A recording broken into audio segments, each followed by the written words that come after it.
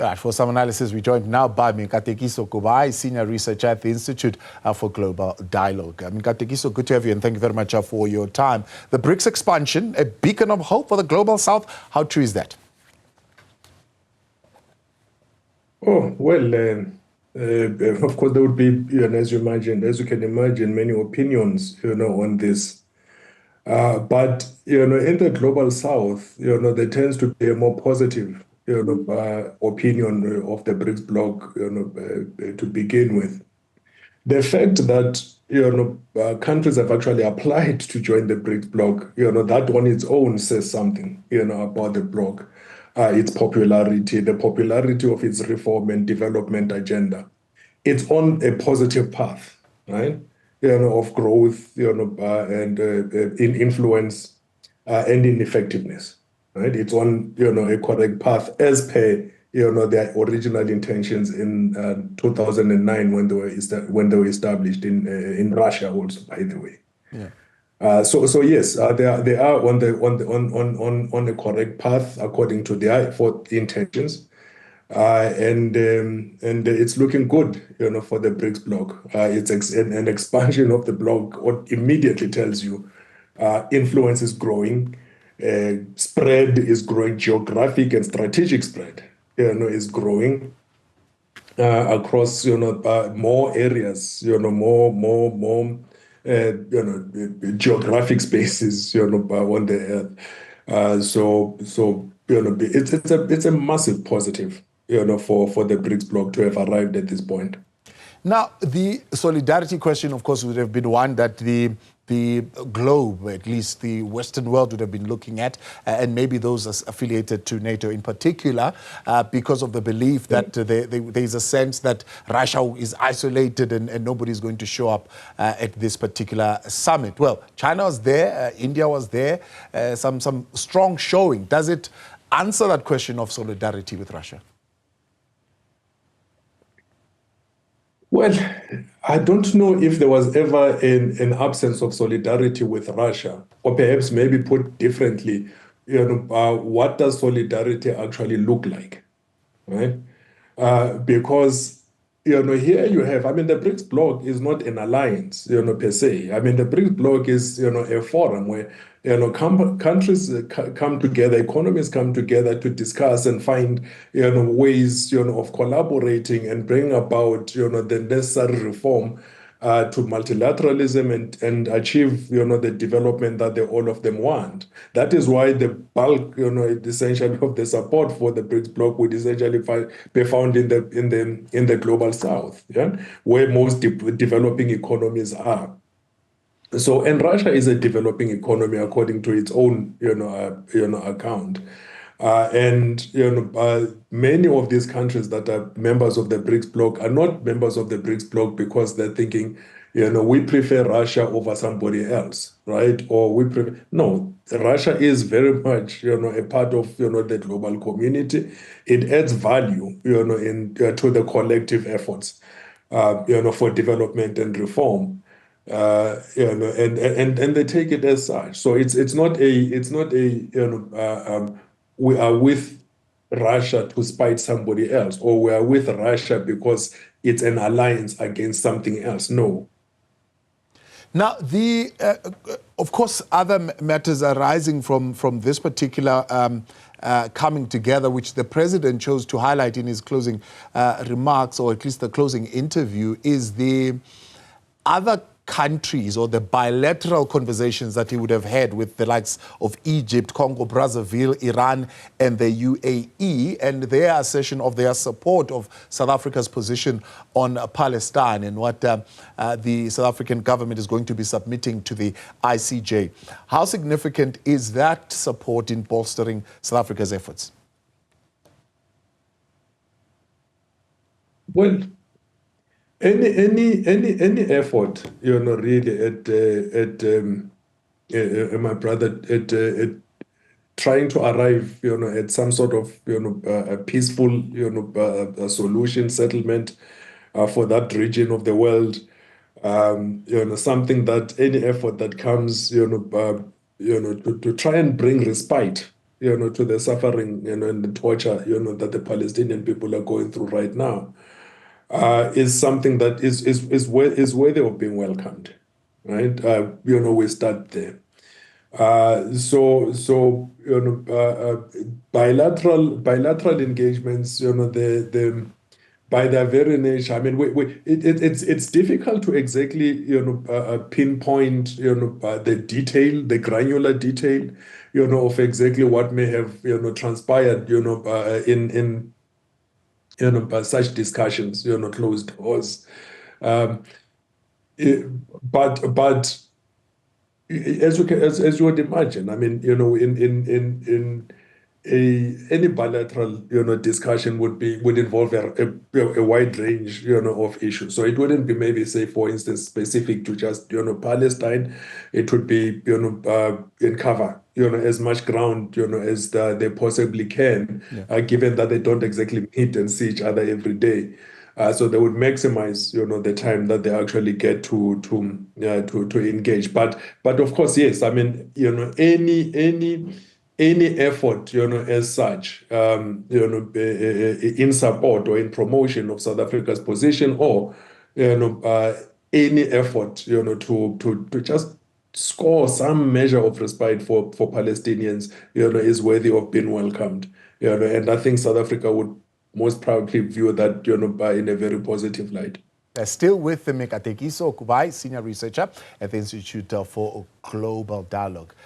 The president of South Africa, President Cyril Ramaphosa, in his rep interview at the BRICS summit, speaking, of course, of the role that the bilateral talks with the UN, for example, would have had, particularly in the role that South Africa is going to play as the president of the G20, at least for 2025. That, of course, including a summit that will be held here in South Africa. Mikatekiso, let's look at some of the declarations, I suppose, from Kazan, one of which is the BRICS countries talking of their support of African countries playing a more meaningful role in the United Nations Security Council. So calls for reforms. Does that then add weight to what many, particularly South Africa itself, has been calling for the reform of the UN Security Council?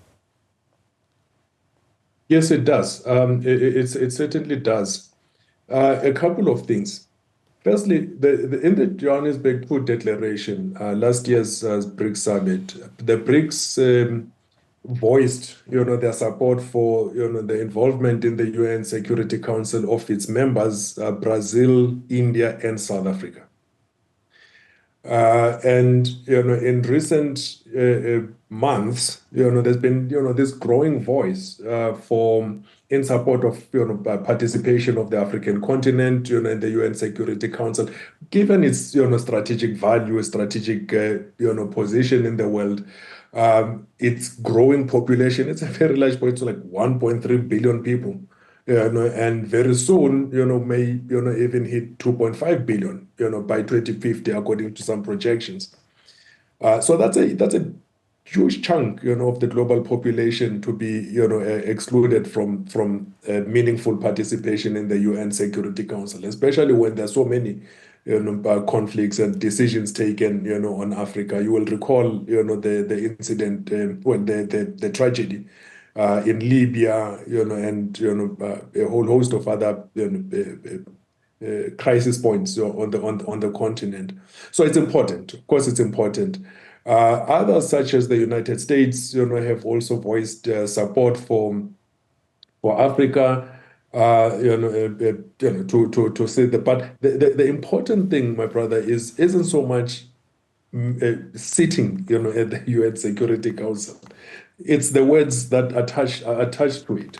Meaningful, participation. Now, what does meaningful mean? It means you must have a voice. So if you sit there and you still can't do anything, you do not have veto power, you do not have, the processes, of the workings of the UN Security Council do not change at all, then, it's essentially meaningless, right? If you can't really do anything and you're just sitting there and become essentially something of a token, right?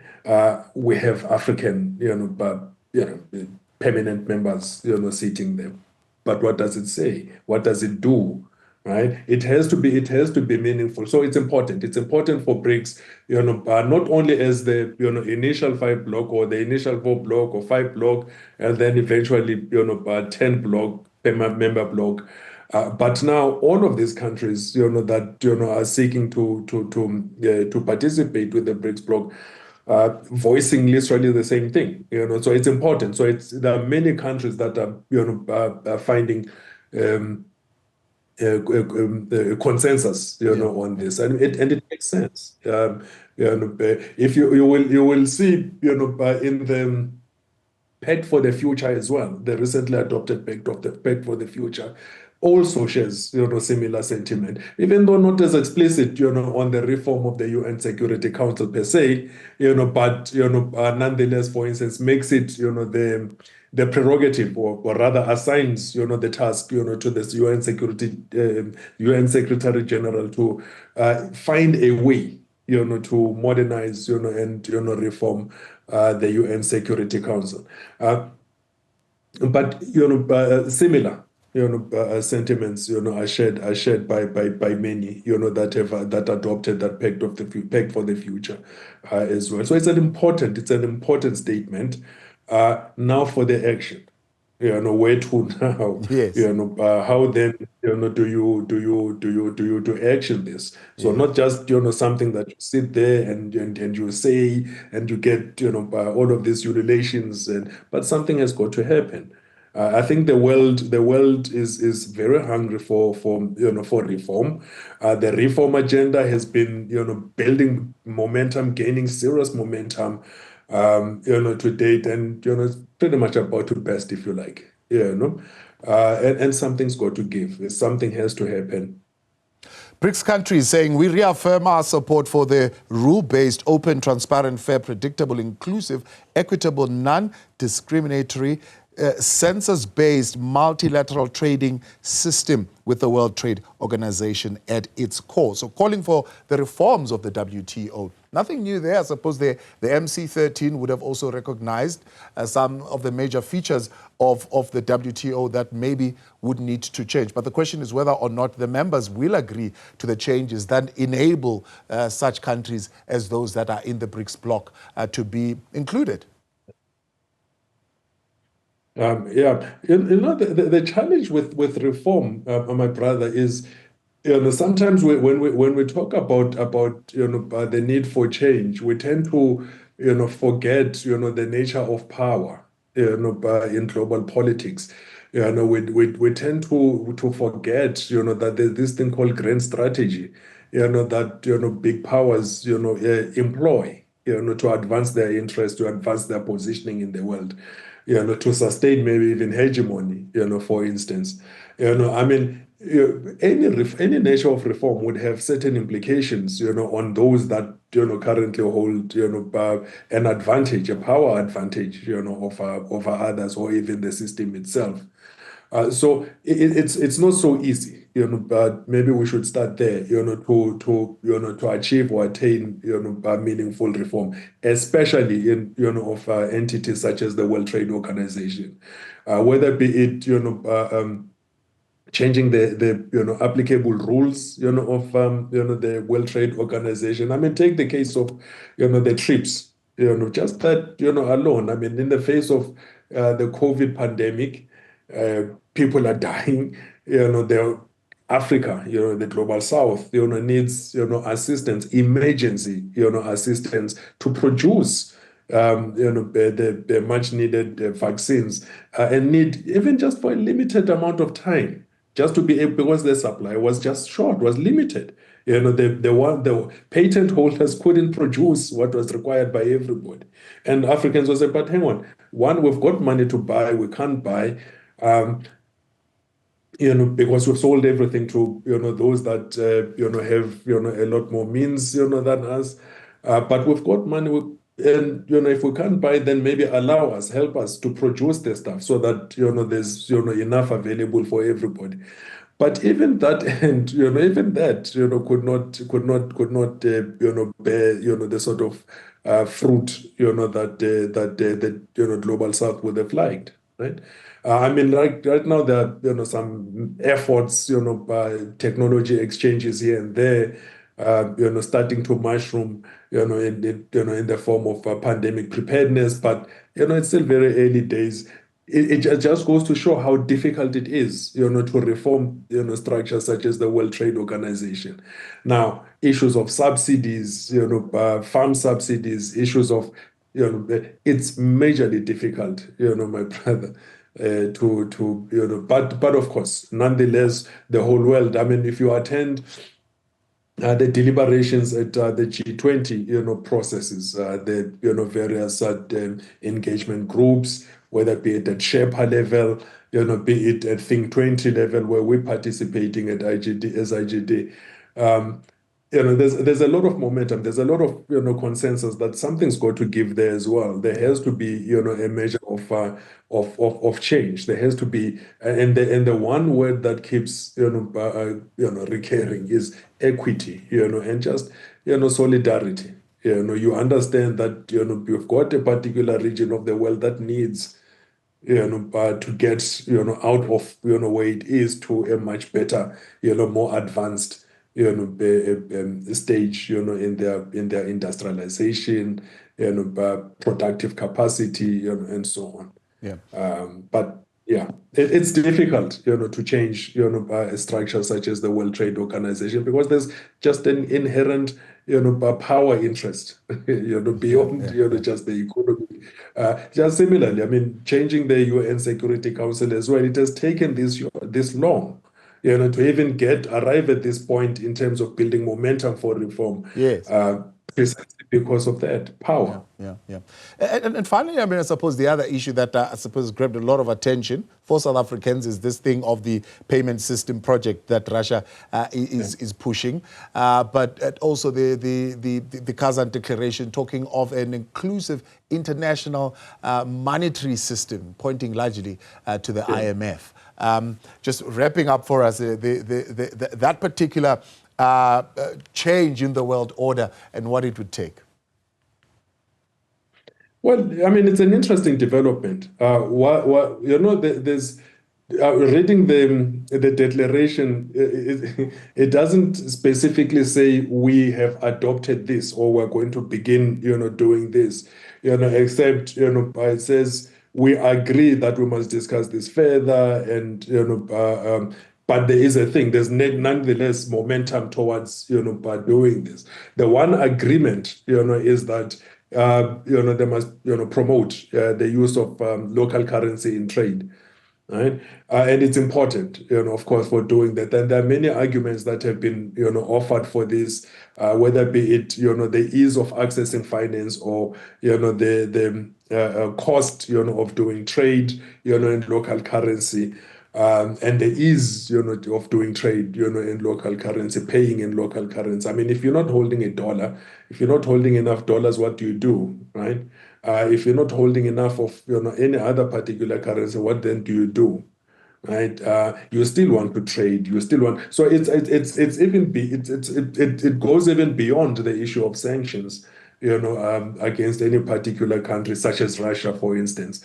It's the global south essentially saying, look, developing economies broadly saying, look, it would be a good idea if we could just simply do that, be able to trade with one another without having, a middleman, if you like.